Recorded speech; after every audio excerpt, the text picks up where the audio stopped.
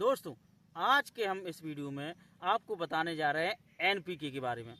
किसान भाइयों, लोगों को लगता है कि हम गेहूं की फसल में कब कौन सा एनपीके का स्प्रे करें, तो आज हम आपको एनपीके के बारे में बताने जा रहे हैं, किस स्टेज पे कौन सा एनपीके हमें देना चाहिए। जैसे कि किसान भाइयों, अब एनपीके हम नाम बताएं। एनपीके 19-19-19 आता है एक तो। अब दूसरा एनपीके बात करें, एनपीके 052-34 भी आता है, एनपीके 0050 भी आता है। किसान भाइयों, यही 3 एनपीके आप स्प्रे कर सकते हैं। अब इनको करना कब कब है किसान भाइयों? लोगों के मन में यही रहता है कि एनपीके 19-19 का स्प्रे हम कब कर दें, एनपीके 052-34 के स्प्रे हम कब कर दें, और 052-34 का स्प्रे हम कब करें, 0050 के स्प्रे हम कब करें, जिससे कि हम अधिक उत्पादन ले सकें।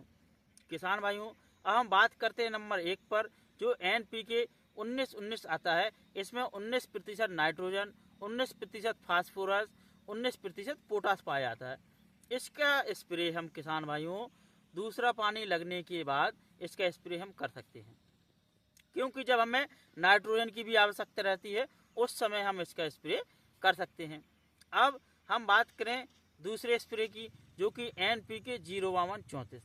अब इसका स्प्रे किसान भाइयों 60 से 65 दिन के आसपास, 70 दिन के आसपास आपको कर देना है, जब हमारी फसल गबोट पर हो, यानी कि झंडा पत्ती के अंदर बाली हो, गबोट पर हो, बाली निकलने वाली हो। उस स्थिति पे हमें 052-34 प्लस बोरोन का स्प्रे कर देना चाहिए।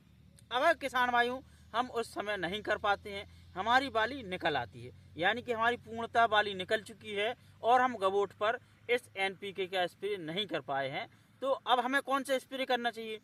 जब हमारी बाली निकल चुकी है, पूरी गबोट से बाहर आ चुकी है, तो उस समय हमें किसान भाइयों एनपीके 0050 ओनली 50% पोटास की मात्रा रहती है, ना उसमें फास्फोरस मिलता है ना ही नाइट्रोजन रहता है, क्योंकि हमें उस समय ना फास्फोरस की आवश्यकता रहती है ना नाइट्रोजन की रहती है, सिर्फ हमें पोटास की आवश्यकता रहती है।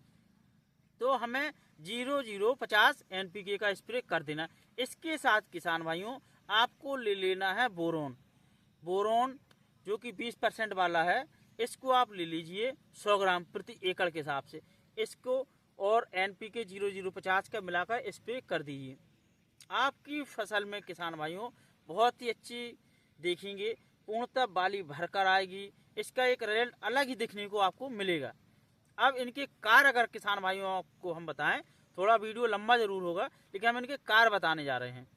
जैसे कि जो हमारा एनपीके 19-19 है, इसमें किसान भाइयों हमें नाइट्रोजन मिल जाती है, जो कि हम जब दूसरा पानी लगाते हैं उस समय नाइट्रोजन की भी आवश्यकता रहती है पौधे को बढ़वार के लिए, ग्रोथ के लिए।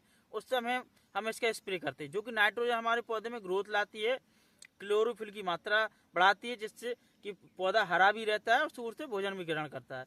इसके साथ साथ जो फास्फोरस रहता है, फास्फोरस जड़ों का विकास करना, फुटाव लाना, पौधे में मोटापन लाना, तने का मोटा होना, इन चीज़ों का कार्य करता है। और जो पोटास रहता है, पोटास किसान भाइयों रोग प्रतिरोधकता क्षमता में इसकी क्षमता को बढ़ाने का कार्य करता है।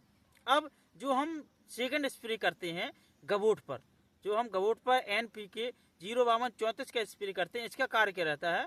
इस समय हमें नाइट्रोजन की आवश्यकता नहीं रहती है, इस समय फास्फोरस पोटास की आवश्यकता रहती है। आप जब दूसरा स्प्रे कर रहे हो गबोट पर एनपीके 052-34, तब आप बोरोन ले लीजिए, तो आपको लास्ट में स्प्रे करने की कोई ज़रूरत नहीं है। इसका अगर आप स्प्रे करते हैं तो आपका जो फास्फोरस है, फास्फोरस हमारे पौधे में मोटापन लाएगा, जड़ों का विकास करने में मदद करेगा, और जो पौधे की बाली है इसको लंबी अधिक मात्रा में बढ़ाने का कार्य करते हैं। और जो पोटास रहता है, दाने में चमक लाना, दाने में मोटापन लाना, बाली को पूर्णतः भरना। और जो बोरॉन रहता है, बोरॉन फूलों को फलों में कन्वर्ट करने का कार्य करता है, परागण प्रक्रिया को तीव्रता से करता है, और हमारी बाली पूर्णतः भरकर आती है, मोटे दाने रहते हैं उसके अंदर, जिससे बाली का वजन भी काफ़ी अच्छा रहता है।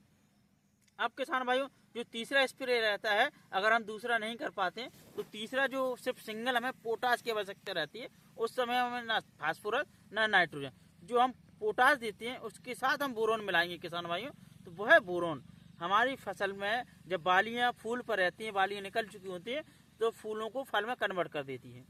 और जो पोटास रहता है, पोटास जब बाली निकल चुकी तो उसमें जो दाने बनेंगे सुडौल होंगे, मोटे होंगे, चमकदार होंगे और दाने का वजन जो होगा वो भी अधिक होगा। तो किसान भाइयों, इसी तरह के वीडियो देखने के लिए आप हमारे चैनल को जरूर लाइक करें, शेयर करें। जैसा कि आप जानते हैं, मैं अनिल करमेर, MSc एग्रीकल्चर, आप लोगों के लिए इसी तरह की वीडियो लाते रहता हूँ। नमस्कार किसान भाइयों।